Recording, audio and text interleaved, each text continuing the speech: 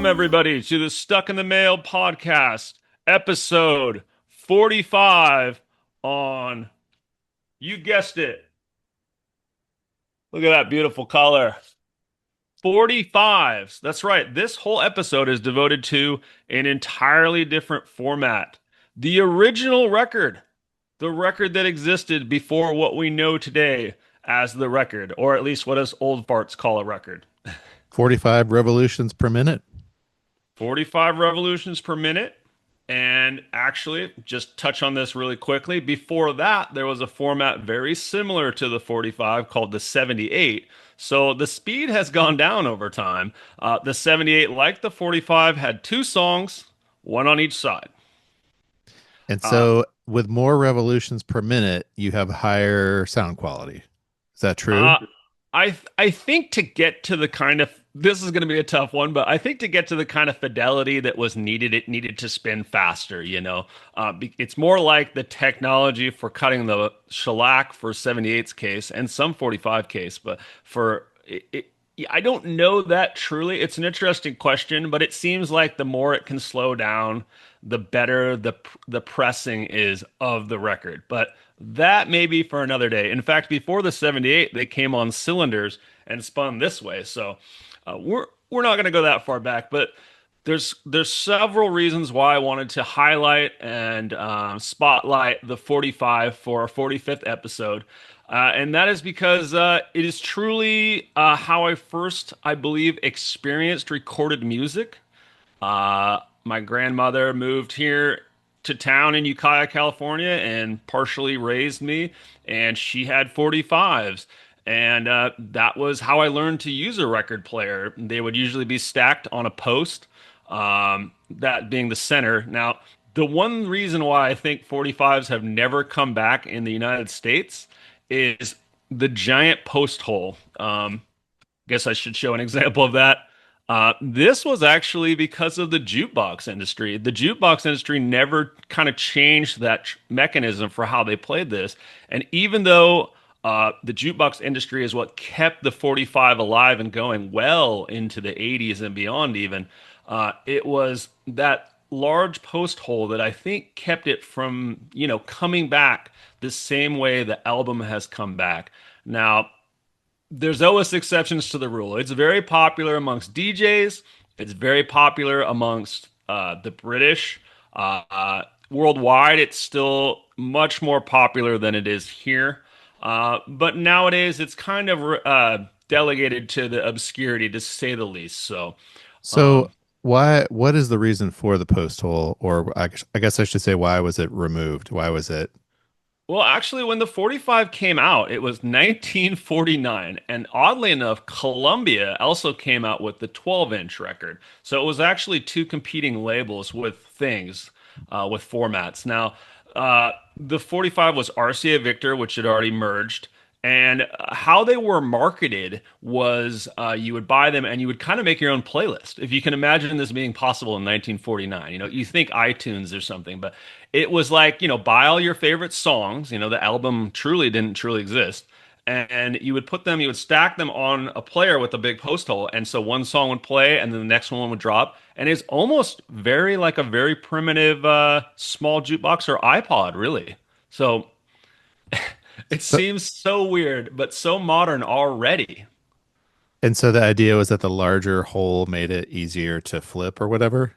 I don't think it did anything. I think it's a simple case of that was the engineering and the mechanics, and it's what they went with, and they kept going with it. Because in England, way back when, they would have this what's called a small post hole, like a standard, like you'd see on an album. And then also, if you had probably a US player, you could punch it out. But over there, they had the more intelligent system where the 45 and the album were both small post hole. So that just means, what you normally put a record on your player now. Another interesting thing of where the 45 is very modern is that nowadays people love colored vinyl, right? I'm sure you've seen this maybe with your daughter or something. Like, I mean, it's fun, Apparently not as good of audio quality, but for the most part, it's really fun. And nowadays it's getting really wild. But in 1949, when RCA Victor first put out the 45, they were color. And Huh. not only that, they were color coded. These are from 1949. This one, this turquoise, is country and western. And yes, that's how it will be labeled. This one is a children's record. This one, which is The Lord's Prayer by Perry Como, is pop music. Hmm. So yeah, the And if you ever color find a, free yeah, yeah, genre. yeah, there's a purple one, which I'll never see, which is apparently blues, Oh, okay. as And well as, part of this, as I understand it, is that you would have the hit on the A side of the 45, and then the B side probably wasn't a hit, right?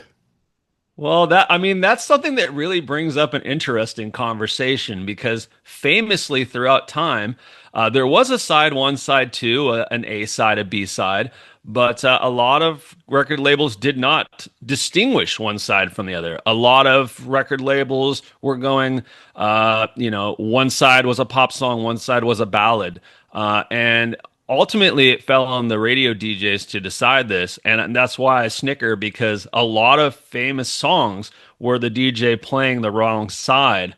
Uh, Well, I was gonna say, it seems like if you would want people to buy your 45, that you would want to stack it. Yeah, yeah. I mean, that's the thing. This is you got two songs, you know. You want to cover your what you can do, right? The format is somewhat limited to what we know today, but back then, I mean, it was making a record. You had that 45, you had made a record. There's two songs, and sure, one could be a throwaway, but you'd made a record. Well, and it's what's hard for us to imagine now on the other side of it is the album did not exist. And so it wasn't like you were just like, oh, let's put out this song, maybe it'll be a hit, and then we'll also make this album. It's like no one had ever made an album. Correct, correct. We're coming from a time where the 78 was also two songs. And even though Columbia had invented the 12-inch record, it would not become what we know as the album until about 1965, the confusing mono or stereo era of 64 to roughly 68 being the Is main era. is there such a thing as a widely known first album of all time? Uh, I mean, I think more than anything, like something like Pet Sounds gets really high appreciation. Rubber Soul, of course. Okay. Um, Even those don't look like modern albums. That era always has a picture. It always has the name. It always has song listings on the cover. The things that aren't necessarily what you think in an album anymore. We think of it as being more of an artistic vision now, and you wouldn't want to mar an artistic vision with a bunch of words and text, right? Yeah. So, It's kind of like when you're watching a movie from the 80s and it starts with all the credits. yeah, or maybe shows the people in the movie and their name. I absolutely love that. Well, It, and it's funny too because I guess like thinking about some of the other early Beatles records, there really were compilations of yes. 45s. Correct, correct. Yeah, and that's so the 12-inch record is what which is what we have to call it because it was not an album. It was mostly known for compiling singles, compiling 45s or compiling collections of 45s. Should we jump into my little playlist preview here? I think this really will help like liven up some of the discussions. We have a 645 playlist here. Yes, And and you but were kind enough to send me a couple of these with your super cool logo. Yes, yes, yes. And also, listeners and viewers alike, you can check out this podcast at DJ Think on Spotify. It's a six-song playlist. So, uh, anywho, our first 45 is one that I sent Mike, and it's from 1954, The Chordettes Quartet, Mr. Sandman. Woo! And also, they're infamous for what song? What other song? They had two number one hits. Please, Mr. Postman. Nope. That's Motown. That's early Motown. That's Marvelettes, I think. How much is that doggy in the window? Also close, even closer. It is Think Stand By Me. Oh. Lollipop. Oh. Lollipop, lollipop. That Oh one. yeah. That goes way back. That's childhood. Yeah. That's So like the stuff you'd hear on the bus, Casey. Yeah, and so the 45 is so old that I wanted to include the Chordettes to represent this era before the true rock and roll era of 1955. So the Chordettes represent this era of quartets, what would later be more popularized as vocal harmony quartets, which of course this is, but and that would be kind of labeled as rock and roll, and later rebranded as doo-wop because rock and roll was kind of a different thing in its format. But everyone knows Mr. Sandman, and not Metallica. Well, I mean, it's incredible. Like, it's such a irresistible, because I'm sure when they figured out that they could layer those boom, boom, boom, boom, boom, they were like, this is it. Yup. It feels like something that Brian Wilson must have loved, Yeah. like loved to death. Because I mean, and such rich chords that we don't use anymore. yes, exactly. This above all these 45s represents something from another era, and a beautiful representation of music from that era. But you can hear how it's on the cusp of becoming something different. Yep. It has a pop sensibility that is not like a lot of the other female quartet songs you would hear from this era, and that's why I chose the Chordettes. I mean, it's pretty ubiquitous with the 45 era, and it represents an older style.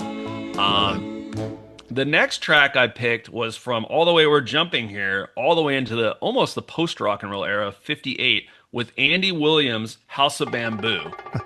Now this is a pick that is curated because it's from my childhood. So here's what I'm wondering, Casey, because I had this on a mixtape. Okay, from me. Well, this is what I'm wondering. Did my parents have the 45? And because that's what I did. I went through their records and I recorded stuff on tape so that I could have it in the car. But probably it came from you. I mean, it's been with me for a long time now. The actual record, you can find it pretty commonly. Andy Williams is not really the kind of artist I generally listen to. He's a bit more of a, I don't know, crooner. Yeah, he's a crooner. He's a come fly away with me. That kind of a 50s singer, that's what a singer did, Yep. Their band was an orchestra and they were a professional singer, and Andy Williams was kind of vanilla, but here he really feels like he's strutting out in the 50s and almost doing a Martin Denny, like he's getting exotica with it, like it's kind of all over the place and makes zero sense. He's having some fun. He's feeling his oats with this one. Yup, and I don't know what this 45 meant truly to, say, my grandfather, my grandma's husband, who I never met, but it reminds me of what must have been highballs at 4 p.m. or something, and an energetic live 50s feel, I don't know what my poor mother was doing, but, it just seems like it's a party, right? Well, it reminds me of just that whole tiki aesthetic, just that whole yeah, which was it's huge. Very charming, mid-century kind of fad. Mm-hmm. The tiki craze was a real thing and would continue forward here. Let's get into the third one. I don't know how much you know about this one, but I'm excited to talk about Link Wray and Rumble in 1958, which this 45, Mike, getting back to the jukebox thing, when people would play this 45, and now it's an instrumental. Link Wray is an instrumental guitarist, kind of like Think Dick Dale, but not quite as crazy. And he's from Texas. Started off with his brothers. There was a Lucky Ray, I know that. But anywho, Link Wray is super iconic. This song is like 3 chords and a bunch of crazy static. But when this would get played on the jukebox, there would be fights. Oh yeah, you feel tough when you're listening to it. It is the spaghetti western style. It's like Ennio Morricone. Like, it is so wild for 58. And I was about to say, you said 1958. Yeah. Bow, bow, bow. It is so crazy. I know Bob Dylan's a big fan of this one. He's covered it.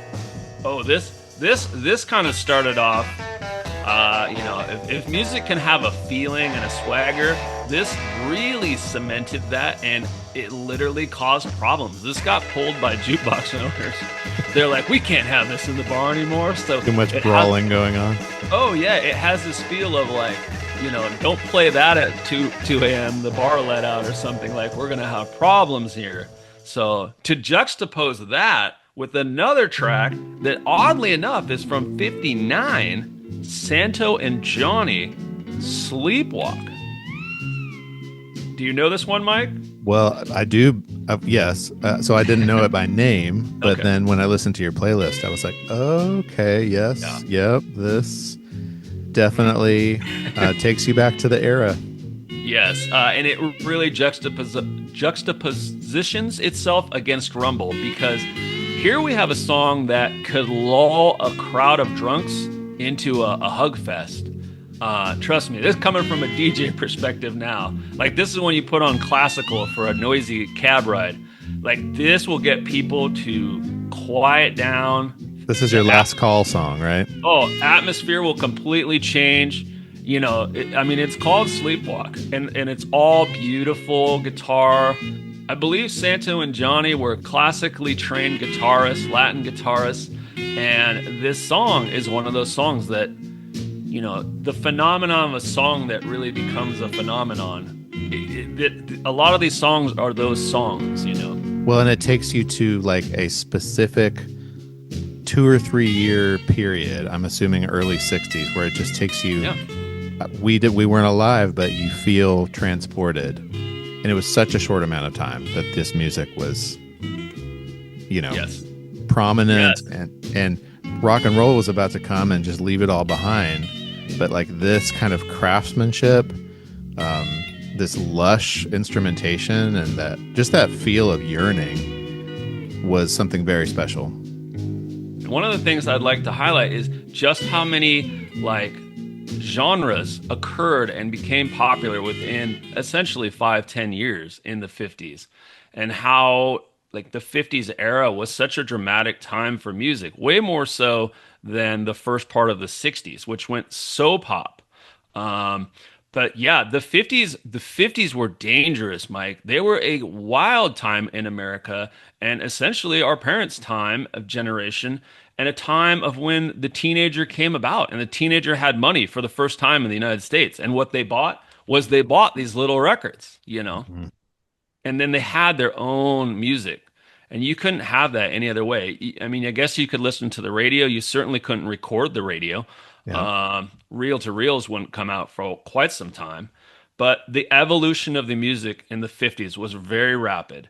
Mm-hmm. And how we look back at it now as 45 collectors is there was surf, there was doo-wop, there was rockabilly, there was, oh my gosh, my mind's drawing a huge blank, but there was a lot of specific genres that came out of that era. Uh-huh. And it is a special time. And getting back to those genres, beautiful segue here. 1959, almost to the 60s, we have the probably most classic doo-wop song ever recorded and written, The Flamingos with I Only Have Eyes for You. Wow. Yes. One of the best recordings of all time. Mm-hmm. The fact that the vocals are just ever so slightly off pitch in a kind of unsettling, creepy way. But it just, Sure. the echo, the reverb, the vocal performance of the lead. It's haunting is what it is. Mm-hmm. There, it was used in, was it called The Queen? Oh man, I should know this.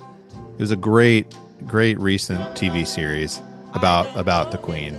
And this was used in a very memorable scene. Oh, nice. That's the amazing thing about the era we live in. Any of this music from way back when or at any time can just pop up, and it changes everything. I mean, this is just one of the most, you could never recreate this recording. The magic of this. Oh yeah, it's actually a cover. I can't remember the original group, but it's from 51. So it's a vocal, not even what they'd call doo-wop group. And I've listened to it, and it's okay. But what the Flamingos do here with it is essentially write the most staple doo-wop recording of all time, and that 45 lovers and doo-wop lovers revere. Yeah. Because it's timeless, and that's the point of these recordings, is they are timeless and they will never die. I mean, maybe not Andy Williams, that's my personal choice here, but the other ones, they're pretty timeless, which we're gonna get into are my last pick here, which is a really kind of personal one, and that is the other 45 Ascent mic, which is Jack Scott, The Way I Walk. So we're getting back into this is almost like a pop rockabilly. Now, rockabilly was at the time during 55 through 57, the real era of rock, like the first era, which I really didn't touch upon on this, but if you were a white guy and you were from the South or from the Appalachian Mountains and you played maybe string instruments or whatnot, or you had definitely a stand-up bass, you weren't rock. You were rock hillbilly, aka rockabilly. So it's usually denoted, and someone who's into rockabilly is going to get at me here, but it's usually denoted by the stand-up bass, the double bass. So essentially country people started picking up on this rock thing. It's kind of like, I don't know, Eminem and hip hop, you know, like it's a vanilla reference, but it's true here. So this guy, Jack Scott, was one of many, and this is kind of a popular mainstream artist, but he had a couple of songs, mainly this one, that had that tough swagger, right? And so the reason why I wanted to include this was that this track actually shows how 45s are alive and well today, because essentially the husband-wife kind of schlocky punk duo, not duo, but band, the Cramps, actually weren't even musicians or anything at all. They were just people that loved 45s. So they were insane collectors. As most people who know 45s know this, they were insane collectors of 45s. They would find obscure 45s, and a lot of times they would cover or change them. And I'm not a big Cramps guy. They're kind of a strange band, really odd. What they did with their career was take the 45s that they found and bring them back into the light within their music. And this song, Jack Scott's The Way I Walk, they really, on I think their second album, Gravest Hits, really did an amazing cover. And as you can imagine, it's quite different. But yeah, we'll play it here. Yeah, okay, beautiful.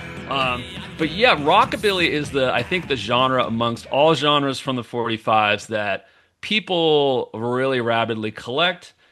It's an odd thing, you know.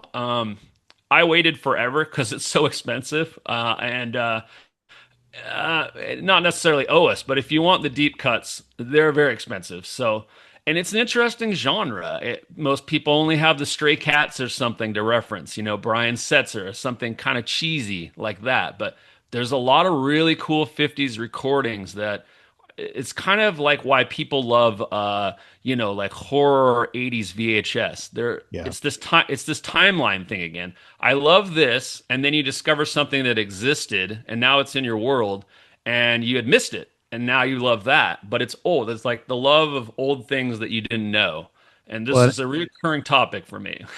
And I like that you have a history with it being your introduction to music and with your grandma and everything. And I also, it's something tangible, right? Like you can hold it in your hands, and because the fidelity is so good, I mean, when you put it on and you drop the needle, it hits in a way that Spotify just doesn't.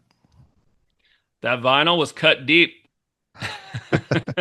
Well, I got something to share. I've only bought 145 in my life. Can you guess what it is? Is it something from like our time? Is it like a Devo, the Whip It turnaround 45? I bought this in 1995. That's my clue. Another clue is that it was part of a gigantic hype craze that was happening at the time. So it's from the 90s? Released in 95. It was a Christmas single. Oh boy. MC Hammer, New Kids on the Block. What is this? Oh, wow. Now, here's my question. Does that have a small hole or a normal 45 hole? I'm glad you asked. It's probably small. I bet you anything it's small. Yeah, see, they finally got smart by the mid 90s. This was If you weren't alive during the 90s, the Beatles anthology was a tremendous hype machine. And I Yeah. bought in. I bought in, man. Wasn't there There's like actually 6 hour episodes or something? well, yeah, and they had like three different double CDs with all the outtakes and stuff. I mean, it was huge. But yeah, this was a song that I guess was John's song from the 70s that he Right. never finished. And so the remaining Beatles, which George was alive at the time, they added overdubs and made this song Free as a Bird. And anyway, the B side is pretty funny because it's just stupid Christmas single that it just was complete throwaway. But it's kind of a cool thing to have. It's kind of cool. What's funny is that the Beatles also recently did this again without the huge documentary, And I and mean, everyone fell for it. this is the 90s version, and obviously, but just wanted you to know I did purchase a 45 in my life. Nice. Well, I'm glad it has a normal post hole, and that's what happened in the 90s, even in America. Especially with punk rock, which kept the small record, the 7 inch, alive by, you could record at 33 on that, or I suppose master at 33, and you could fit a whole punk album. And that's where the term in the 90s of the 7 inch came about. And usually then it had the small post hole, but not necessarily always. Yeah, and Uh, we talked about that with the Breeders album, which mhm, I guess mhm. was a 10-inch. Is that what we decided? I think it is a 10 inch, yeah. And the 10 inch, there you go. That's what you want, kids. You don't want the yellow thing that you stick into the record. You want Yeah, the so actual kids, turntable adapter. when you open up your cool little suitcase record player and you find this little this little steering wheel thing, Yep. that's what it's for. It goes in your 45. So when your pal Casey sends you some records, you can listen to them. It's so you don't have to buy 100 of those little yellow adapters. But we'll end on this one more note because the 45 is, I have thousands of them. They're a disaster to catalog. I Oh, I love bet. them to death. But yeah, even when I was 18, my very first tattoo was that adapter that we speak of. That's cool. And they followed me, and that path in life chose me. My grandma onto music in college, onto now. I've been doing a business for roughly 5, 10 years, on and off as almost hobby. But it's like when you want music that is pre 65 and you want authentic 50s music or even early 60s, you have to go to the 45 because a lot of it never made it. It's kind of like VHS versus DVD if you're a Yeah. real obscure movie buff. But there's countless other reasons. For DJs, they're light and they're easy to cue. The track you want is the first track, almost always. Uh-huh. And they're very light. You're not breaking your back. And the cuts are rare. A lot of labels that were small never put out an album or maybe one album. So they have this whole catalog of amazing stuff and you can't find it. And Yeah. so that's how it goes. Like this is the workings of a crazy record fanatic here. Well, I enjoyed the tour, Casey. Thanks for taking us on a journey. That was our 45th. Now, our 46th Up next, up next. we're going a little bit ahead to 1964. Doc Watson, Doc self-titled, Watson. Beautiful. which I wish I could tell you I had on vinyl. I do not, but I have some personal connections to this one. Americana folk. We're gonna label them as folk probably first, right? Appalachian folk, I would say. Appalachian But folk. I mean, we'll get into it, but there's not a false note with Doc Watson. Okay. Did he He's a ever man pick up a rockabilly group? he's a man of the mountains, and these are the songs that are older than the hills, and he lived them and he feels them and he delivers them with complete authenticity. And he is fully blind. From what I understand, yes. Yeah. I always like that dichotomy of a blind artist and how they can, you know, they're on another level if Yep, they have that talent, because they sure. don't have these filters that we do. And I don't want to get into it, but we'll get into it soon. He's a great artist. I don't think I have this album either, but I have some of his albums kicking around somewhere here. A great artist, and self-titled is a good place to start. Very first one. Brilliant. We're going back into the folk realm. Let's do it. Thanks for listening, everyone. Happy spinning.